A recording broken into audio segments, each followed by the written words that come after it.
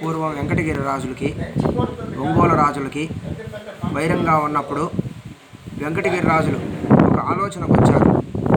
ఏదైనా ఒక దైవశక్తి ద్వారా శత్రు సంహారం జరగాలి అనే ఉద్దేశ్యంతో వెంకటగిరి రాజులు ఆస్థాన పండితులైన బరూరి నారసింహ యోగీశ్వరులు వారి యొక్క ఆజ్ఞానుసారంగా, రాజుగారి యొక్క ఆజ్ఞానుసారంగా పండితుల యొక్క సమక్షంలో మడనూరు రామలింగేశ్వర స్వామి వారి సన్నిధిలో హోమం చేయగా ఆ యొక్క హోమ ఫలితంగా స్వయంగా జ్వాలల్లో నుంచి ఒక శక్తి ఆవిర్భవించింది.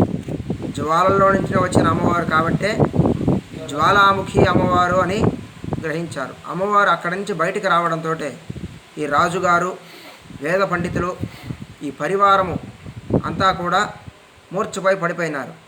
అమ్మవారు అక్కడ మడనూరు శివాలయంలో శాంతపడలేదు. కొంత దూరం నడుచుకుంటూ వచ్చేసరికి మాటూరి వల్లభరెడ్డి అనే ఒక రైతు అమ్మవారికి దుప్తిచ్చాడు.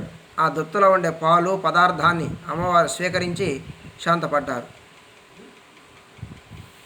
అంటే ఈ గ్రామ దేవత అంటున్నారు కదా, ఈ గ్రామానికి ఎలా దేవత? అది న్యూట్రియంట్.